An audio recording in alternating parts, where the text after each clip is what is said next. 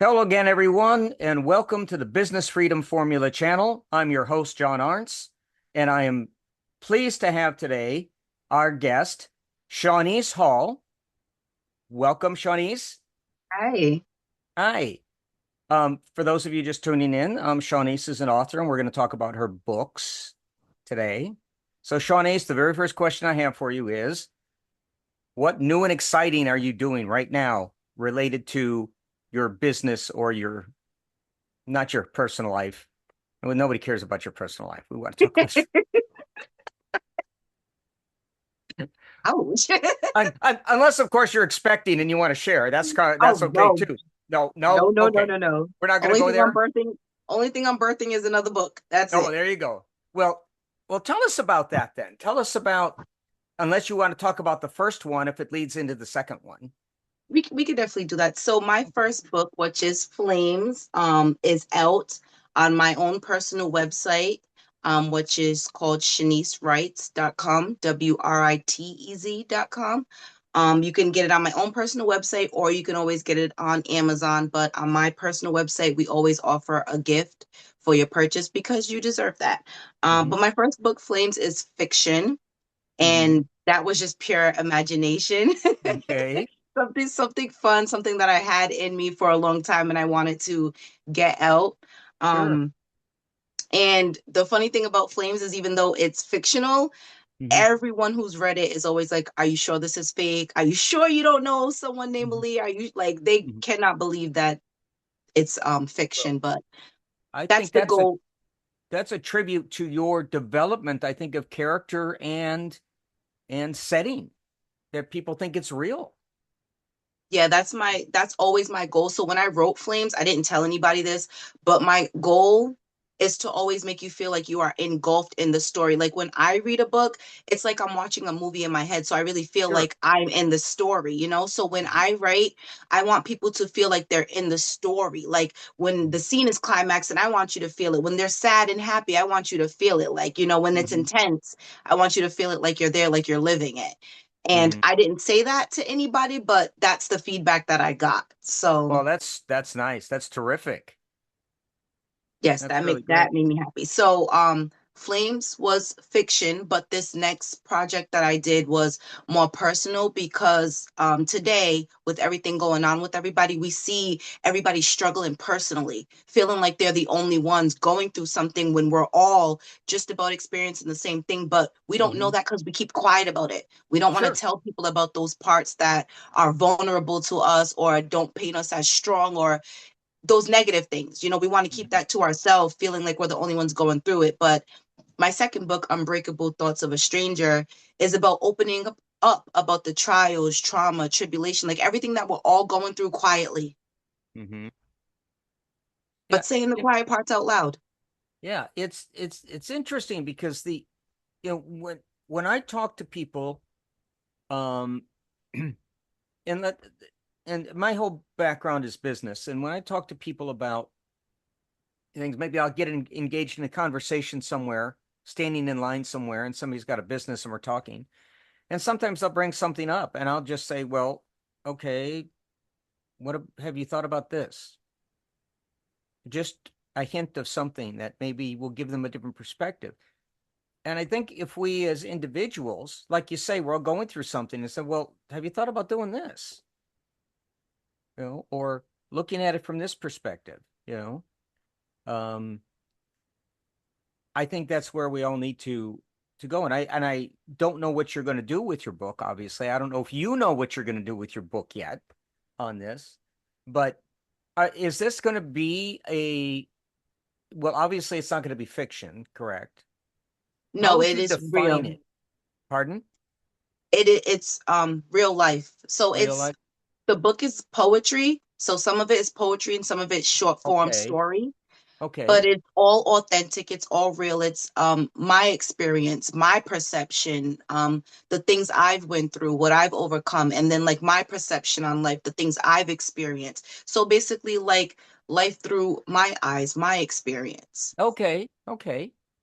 That sounds but really in the interesting. form of poetry in short form stories. So it'll touch on things like abuse, homelessness, Mm-hmm. not feeling secure within yourself, not feeling pretty within yourself sometimes. So just real life stuff that we're all struggling with, you Mm-hmm. know?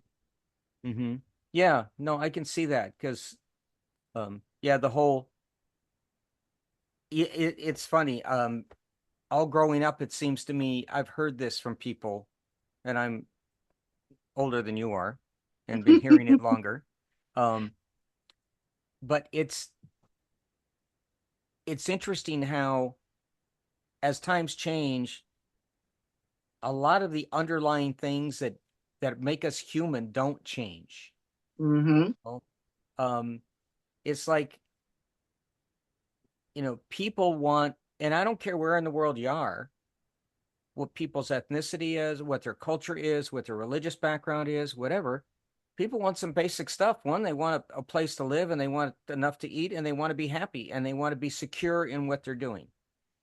And for some people, that's, you know, if I make just enough money so that I can keep the lights on and all of that and I can relax, then that's fine. And for other people, no, I got to make $10 million, Mm-hmm. you know, before the end of the month and the clock's ticking. It's what they are. So I this is should be interesting for you to tackle. Would be I'm gonna have to keep an eye out for that book. That could be very interesting to read It is. because yeah. It's interesting that you bring that topic up too, because I literally have a poem called Don't Define Me. And it's literally expressing the same thing because we live in a society where everybody equates success to money. But people Mhm. can have money and be failing in other things, and people can have less money and feel like they are so successful because they're Sure. happy exactly where they're at. So it's like you can't define for me what my success looks like, because my success, right, might be me just being able to keep this roof over my head, have heat, hot water, and be able to go from year to year and be comfortable. That might be success for me. And then Mm-hmm. success for you might be the mansion and all the cars. So your Mm-hmm. success and my success might be two different things, even Mm-hmm. though we live in a society that tries to paint success as only one avenue, which is you got to have all this money and these cars Mm-hmm. and everything else. And if you don't, you're not living a successful life. You know, like for example, you look at Beyonce, they'll be like, oh, she's living a successful life. She got this. But then you look at a barber and you'll be like, oh, he doesn't have a successful life. But how do you know he's not successful in what he does and he's happy where he's Right. at? That is Yeah, success. sure. It is. I recall this talk about success and defining it reminds me of many years ago. I was helping coach a youth boys soccer team. Okay. And we weren't very good. Okay. I don't even know if we won a game all spring. But one of the things is in one particular game we were playing, this one particular young man who played in the forward position received the ball and just what he did with it. And then he took a shot and scored the goal. And my two other two coaches were going, "Did you see that goal? Did you see that goal?" And I said, "No. What I saw him do was protect the ball, which would worked all year on." And to me, that was a successful season. That one instance of somebody learning something and implementing it to their advantage. I didn't care about the one loss record at that point. That was success. Other Mm-hmm. people would have said that was a failure as a season. Was I a failure as a coach? I wouldn't say so. Mm-hmm. You know, so it's how we define, I think, success within ourselves as well, not by some, you know, barometer of society that dictates what success is. I mean, like you said, that you've got somebody like Beyonce, or if we talk back about the late Michael Jackson, these people were very, Mm-hmm. very big. Okay. But what about the people who write the songs for them, Mm-hmm. Who makes them big? who make them big? Are they successful? Oh, heck yes. Of course they are. Okay. I think you're successful anytime you're happy with your life. That is Sure. successful. Finding like happiness in life. That is success to me, because so many people are walking around not happy. You Mm-hmm. know, I feel like success is happiness. It for me, it's not necessarily money. It's the Mm-hmm. fact that I can breathe every day and I'm okay and I'm happy and I'm not Mm-hmm. stressing as much as I could be, you Mm-hmm. know? Mm-hmm. Yeah, I mean, this is really great. Now, what I thought was kind of interesting when I went out and looked at your website, as I'm scrolling along and I'm going, she's got merch. This is pretty cool, you know? And I'm looking at this stuff going, and it's all related to your book. Yep, You know, yep. and if people don't know what the book is, they're just They going to might. see flames across somebody's t-shirt and wonder what's that about, which would be a hell of a conversation starter for somebody saying, yeah, this was a book. You need to go buy this thing, read this. This woman's phenomenal, you know? So I thought that was pretty cool. I'm looking at that going, man, she's got it Yeah, going. that came. So the crazy thing is, this is what when God will really put pieces into your life, and you may not understand what you're doing until the whole picture comes into play. While I was making flames, I had this idea like I would love to do shirts. Like I've seen people do it, and I'm like, I would love to do shirts because I can barely find t-shirts that like I really like that I Right. want to buy. So I'm Mm-hmm. like, I would love to do that. That'd be great. I went down this whole rabbit hole, YouTube, everything on like different print press machines to buy all this type of information. And I'm like, I don't even know what I'm doing with this information. Then I published Flames, and I'm like, OMG, connecting the parts. Wouldn't it be great if Mm-hmm. I made shirts that went along with the theme of my book? Mm-hmm. So, like, that's how that idea developed. And 9 times out of 10 in real, like, regular daily life, if you see me in a t shirt, it is one of my own t shirts. Sure. Sure. That makes sense. My daughter-in-law does some marketing, and she's um a brand ambassador for a like athletic wear line for women. And one of the things she does is that um some friends started this little handyman construction business, and she said, well, here. And then she gets on some, designs a logo. What do you think about that? The next thing you know, she buys the stencils, all of this, the machine, and she's hot pressing t-shirts in the garage for this guy. And then other people say, oh, you can do that? Well, can you do? And the next thing you know, she's doing t-shirts, you know, while chasing three of my grandchildren around the house and Yep. doing all the other things um, busy mothers do. Uh, so yeah, it's funny how that comes. In fact, my daughter-in-law's husband, my youngest son, was in a band when he was in his late teens, early 20s. And at the time these guys were going around and playing some clubs in Hollywood, they had their own shirts. They had their own Mhm. merchandise already done and made and everything when they showed up at gigs. I mean, this wasn't something like after we signed the contract, we now make t-shirts. No, they had a full line of stuff. If anybody got signed, it was already done. It was already done. All you got to do is mass produce this stuff now. We've got the designs, trademarks, the whole bit. You know, so Yep. yeah. So I think that's really cool. I liked that when I saw that. I was really delighted. I smiled and I just was looking at it all. And I like the one with the dragon on it. I think that one's pretty You cool. know what? That is my favorite one. Is it? I feel like that one is so under, like, looked over, and I'm like, I actually love that one. Like, I love it. Yeah.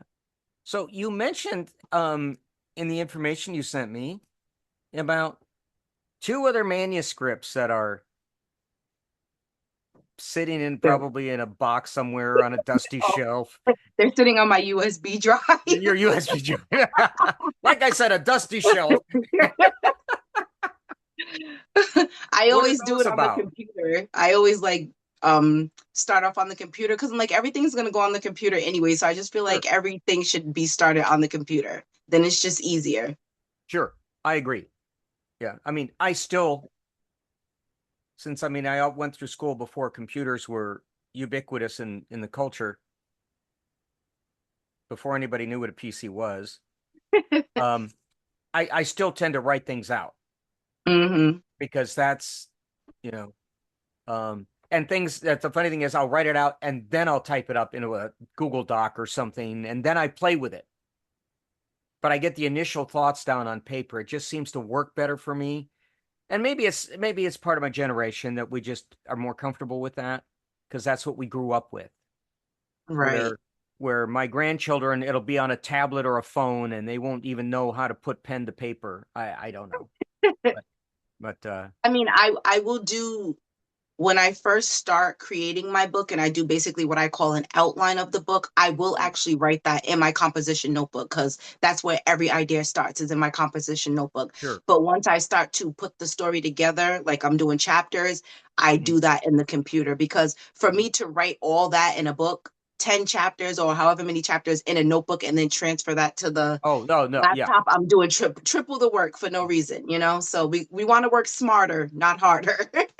I mean, let's think back a little bit. Let's go back to like let's take an interesting author like Dashiell Hammett, who wrote The Maltese Falcon. Are you Okay, familiar I've with never that? heard that. Nope. Oh, okay. Okay. Well, let's pick a different. Let's take Hemingway then, because everybody's heard of Hemingway. Everything Hemingway did was on a typewriter, Mm. and whiteout wasn't even invented yet. Okay. So you typed your manuscript.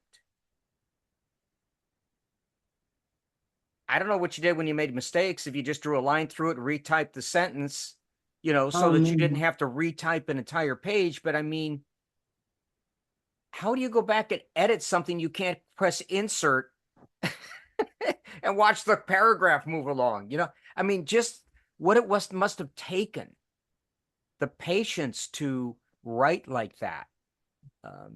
It's just amazing. And Every to time be I have more to do anything mindful. long form, I think about these people, these men and women who sat there at typewriters and typed up, you know, 400-page books. I'm like, gosh, how did you do that?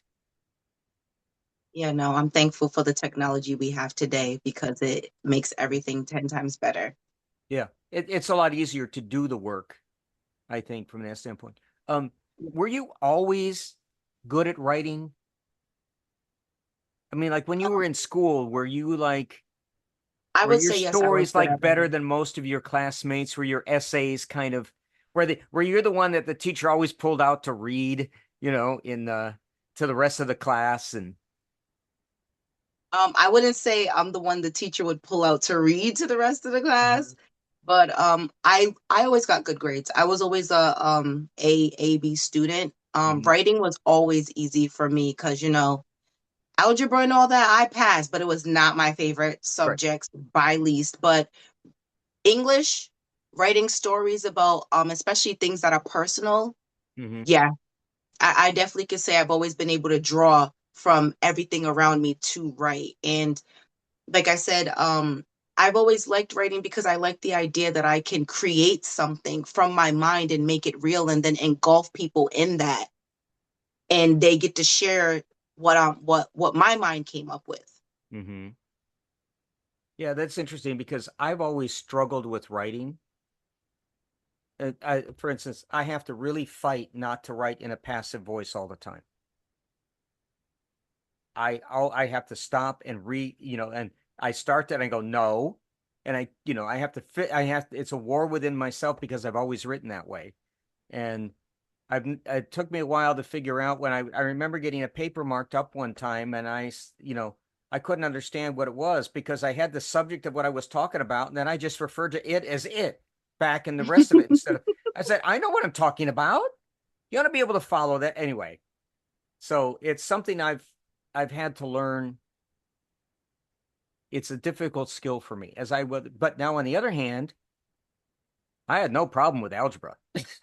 See? Yeah, see, See? you know, Opposites, yeah, opposites. yeah, it's very much like that. It's I don't have trouble with that, and history was one of those things I loved and remember a lot of it. But for other people, history is kind of like, what do I need to know that for? So we're all different. We're all very different. Right. We have It's our different strengths and yeah. talents and Mhm. And it amazes me when I stop to think about if I'm thinking to myself, okay, if I were going to write a story, how would I express this emotion? And like, I don't even know where to start. And yet, when I read other people's writing that do that, it's just there, and I keep thinking, gosh, I need to steal that sentence. Or how do you say that like that? It, but yet when I speak with people, I have no problem. It's weird. because it's different writing than Yeah. speaking because speaking relays so many things. Like in my tone when I'm talking to you, you could tell if I'm happy, you could tell if I'm Hmm. excited, you could tell if I'm being sarcastic. But in a book, right, when you're reading and that line goes through somebody's mind, they can interpret that any way they choose because there's no real tone and set for the tone that Sure. their mind gives them. So it's like you really got to get in depth with your writing Hmm. so they understand everything, including the tone, where you're coming from. So when you're writing, you definitely have to learn how to be many different voices at once and to make Sure. that voice come through so that person understands that scene fully, whether it's the emotion in that scene or a feeling in that scene or the rise of tension in that scene. You got to Mhm. use your words to create all of that. Yeah. Yeah. And that's, I mean, and that's what when I read things that are well done, it's just, I am just amazed that anybody can take and just craft sentences like writers do, like I'm sure you do in your Mm-hmm. book, So did who, are you self-published on this or do you have a publisher on Flames? My second book, I am self-publishing. The first book, I had a publisher. Okay. Okay. And um, did you have someone before you went to a publisher who did the proofreading for you or read through the story, or did you just kind of take the raw thing and start shopping it to publishers? So, my publisher actually read the book because when I gave it to him, he read it himself. Okay. So before it went to like an editor or anything like that, he Mhm. actually read the book himself and gave me feedback on it. Okay. Was there a lot of feedback? I mean, It I was don't know if I have visions of, the red circles from your English teacher on and the little no, no, notes in no, the no. margin, It wasn't on like every that. page. So the editor, when you get Mhm. to the editor, that's when you would get to the red circles and It everything else. was- But yeah, yeah. Yeah. But before that moment, when we was in stage one and he was just putting it in format and reading it while Mhm. putting it in format, he just was reading it to give me feedback as if he was just a reader. Mhm. It wasn't Sure. like about edits or grammar or none of that yet. It was just about, is this book good or not? Did it Mhm. capture me? Did it do what it was supposed to do? So Mhm. from his response, it was everything and more. And Mhm. he had so many good questions too afterwards. Like, so when are we just gonna get a part two? And I'm like, wait, we didn't even get this one published yet. Like, Like, yeah, right, right. Yeah. Everybody always wants a sequel, don't they? And that's the funny thing about like modern stuff now. Everybody wants a sequel because you fall in love with a character. And I don't hmm know if the first book or books I ever read where there were a series of books that tied um characters together had to be The Hobbit followed by The Lord of the Rings. Okay. okay. So now you've got all of this. Now it seems like even when a movie comes out, now we have to sequel and now we got to make it a trilogy, and it's like, why isn't the one story just good enough? Because we fall in love with the characters. And I think that has to do a lot with the character crafting. hmm And I think it's very, for me, I feel like it is very important to create your characters and really develop them, but not you develop them. Even though you are developing them, let your character develop too. Because I feel like if you are a good writer, your characters begin to develop themselves. So, for example, J.K. Rowling, when she wrote Harry Potter, she Hmm. talked about how Hermione and Ron were supposed to actually be together. But as we saw the story unfold, it was Harry and Hermione who came together. So, see, Hmm. her as an author, she had an original thought that Hmm. Ron and Hermione were going to be together, right? But as the Right. story went on and these characters developed, they took their own path and no, me and Harry's going to be together. And I Hmm. feel like when you're a good author and you come up with your characters, you might Hmm. write something a certain way. And as the stories developed and your characters develop and your characters take over the story, even though you're the author, your characters take over the story. Once they take over the story, you find little tweaks and twerks happening, and you're like, hey, I didn't write that in the original Right. manuscript, but the character's like, I'm writing it in. Sure. I can see that where as you start to craft a scene or something and you've got an idea, and then all of a sudden as it's coming out, you go, wait a minute, what if I did this? And it's probably, like you said, the character is now crafting the story. So it becomes very, very Mm-hmm. different. Yeah, it's that kind of thing is just amazing to me. Um, and yet at the same time, some of the thing, and for you, it's probably almost second nature. And to me, it seems like black magic. But yet, there's probably things I do that are second nature that you would think are black magic, right? Right. Because, like, how does he do that so fast? It's it's just one of those funny things about and I think it's part of what makes life rich because not everybody can do everything. That would be boring. Right. We'd be Nobody like would be bland. different. Mm-hmm. Yeah. Nobody would be different. So we wouldn't have nothing to complain That, about. that that's why I don't like where, when we live in this country where everybody acts like we should all be the same. Because I'm Mhm. like, that's like watching a black and white movie and you never get any spark. Like we Mhm. all bring something different to the table. We Sure. all have different qualities. Everything we bring to the table makes us all better as a whole, you Right. know? Yeah. Well, there was gosh, years ago. I can't even remember how long ago it was now. And I believe the author was a woman from Korea who did a study on the longest lasting civilizations, those that lasted hundreds or even thousands of years. Every one of those was diverse Mm-hmm. throughout their empire. And there was free travel among them and sharing of ideas and all of that. And it wasn't this pocket of only us, Mm-hmm. you know. And so I think that's what it is that it's the exchange of ideas, the difference in culture. I know when I was going to college, one of the things I always loved to do was find the foreign students and learn about them and their culture Right. because Something that's different. easier to learn straight from them than it is from reading a book. Then I'm sitting in my economics class with this guy from Saudi Arabia, and we got along really well. And I was asking him about something, and he looks at me and he goes, "I'm not a very good Muslim." Then he starts talking about his weekend, and I'm just looking at him going, "Wow, did you just change the way I view?"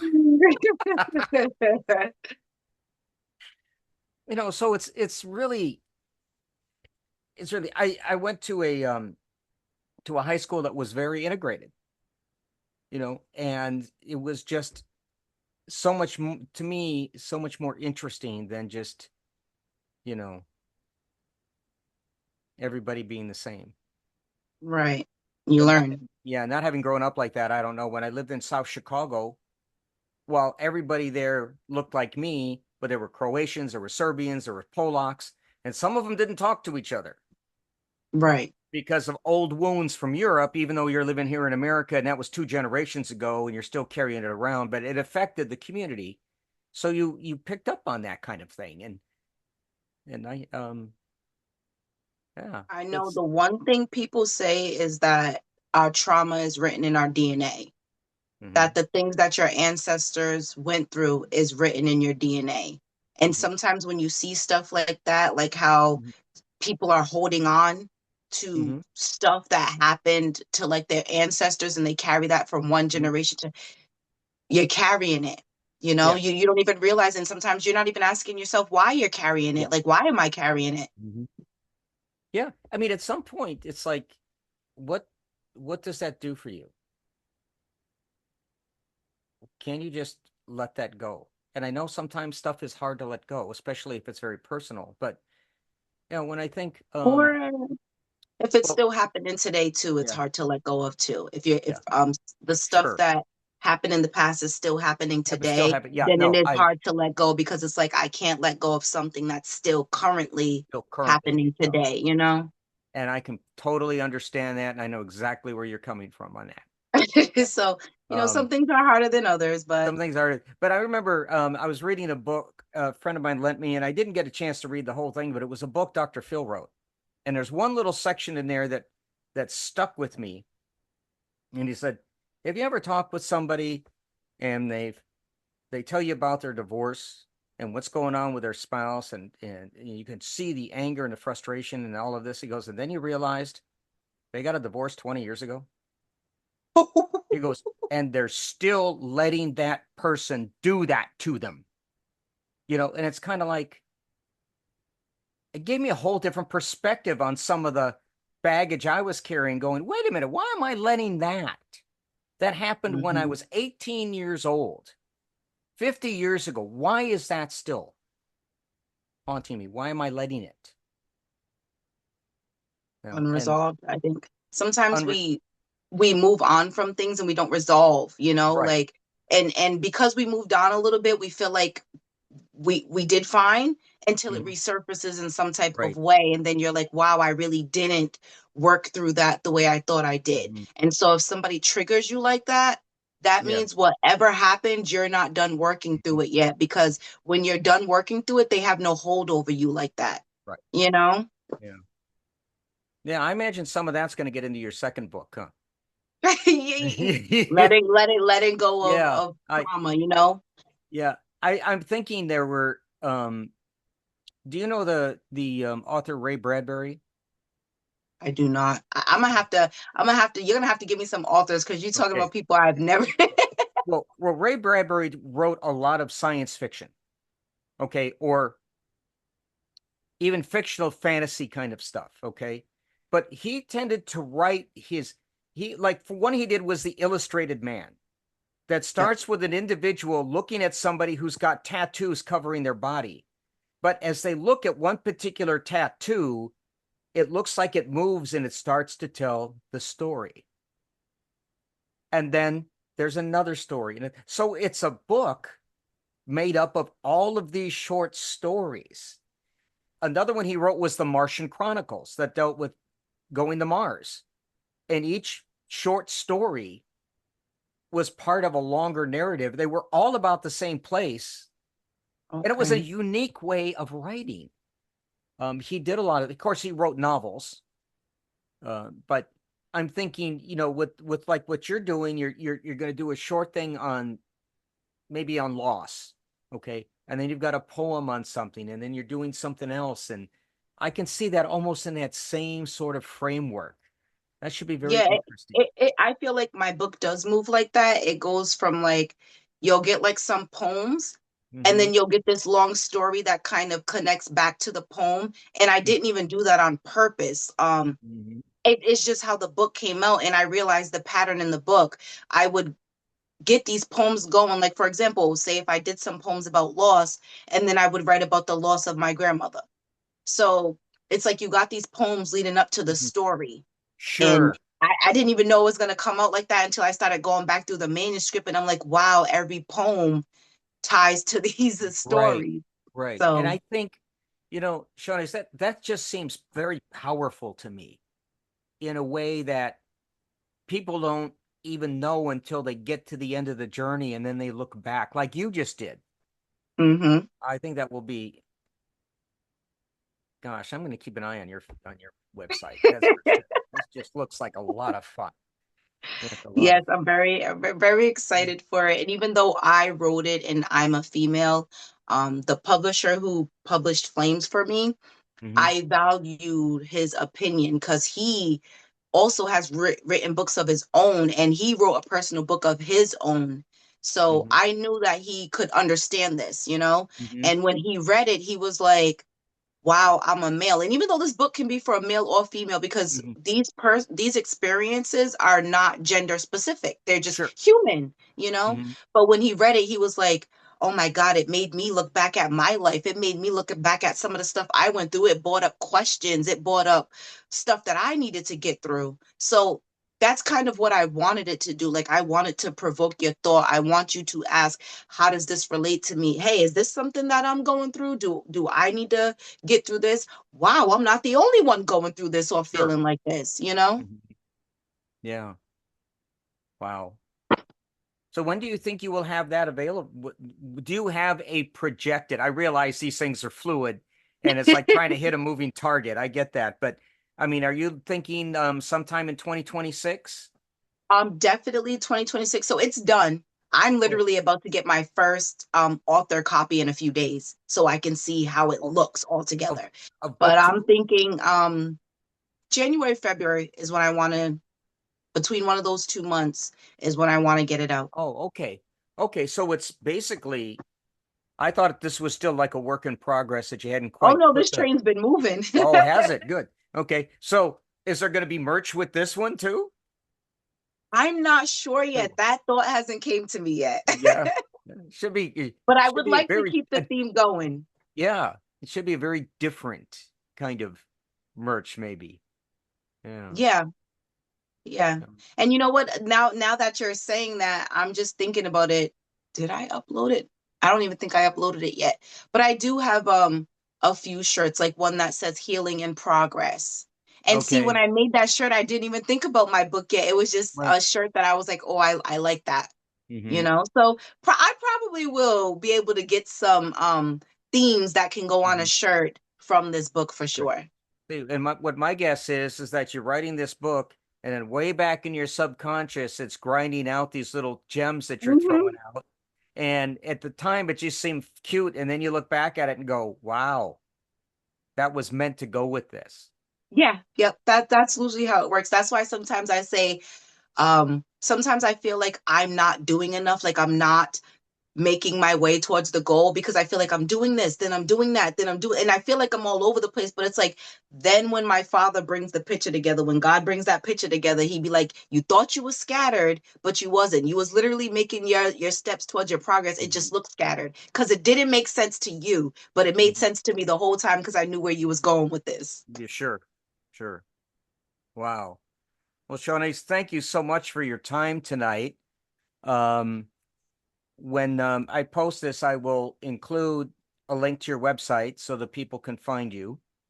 Um, like I said, when they open that up and that first your book cover is right there, it's kind of like I went, oh, I must admit this. My very first thought was, oh, it's a romance novel.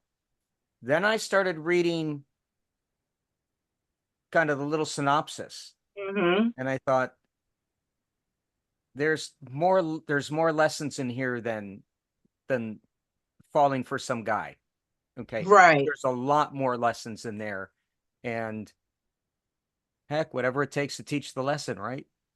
Right. And Yeah. I wanted it to be real life. I know it's fiction, right? Hmm. But even when you see a fiction story, there's real life to it. Hmm. Always. Hmm. You can see a fictional story and say, wow, this is fiction, but I know this happened to somebody. Yeah. Yeah. So, Yeah. Even fantasy has elements of real life. yeah. Because at Yeah. some point, everybody's got to sweep the floor, right? Right. Right. All right, Shawniece, thank you so much. You have a wonderful Thanksgiving. And I'm going to keep an eye out for your other book. Yes. Yes. So I'm then going to you can do have that. me back So, and we can talk again. okay, that will work. We will do that when it's out and I've had a chance to look at it. I'll shoot you an email and we'll set this up again. Yes, definitely. All righty. Thanks a lot. Have a great weekend. You too. All righty. Bye bye. Bye bye.